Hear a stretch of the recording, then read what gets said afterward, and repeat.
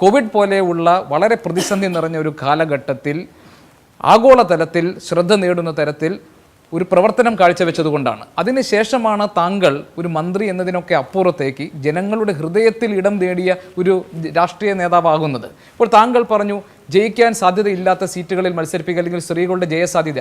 കേരളത്തിൻ്റെ റെക്കോർഡ് ഭൂരിപക്ഷത്തിൽ മട്ടന്നൂരിൽ നിന്ന് ജയിച്ച ഒരു ജനപ്രതിനിധിയാണ് ശ്രീമതി കെ കെ ശൈലജ താങ്കൾ. പക്ഷേ താങ്കൾ ഈ മന്ത്രിസഭയുടെ ഭാഗമായിരുന്നില്ല. താങ്കൾ തിരികെ കൊണ്ടുവരണം എന്ന് ജനങ്ങൾ ആവശ്യപ്പെട്ട ഘട്ടമുണ്ടായി.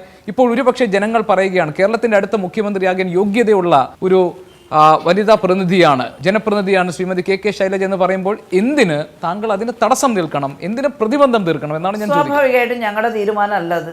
ഞങ്ങളുടെ പാർട്ടി അങ്ങനെ ആലോചിച്ചിട്ടില്ല, ഞങ്ങളുടെ പാർട്ടി തീരുമാനിച്ചിട്ടില്ല.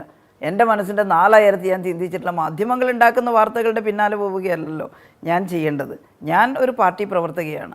ഞങ്ങളുടെ പാർട്ടിക്കകത്ത് എങ്ങനെയാകണം എന്താകണമെന്ന് ഞങ്ങൾ കൂട്ടായ തീരുമാനമാണ്. അത് ഏതെങ്കിലും ഒരു വ്യക്തിയുടെ തീരുമാനമല്ല. ഞങ്ങളുടെ തീരുമാനമാണ് ഇപ്പോൾ നടപ്പിലാകുന്നത്.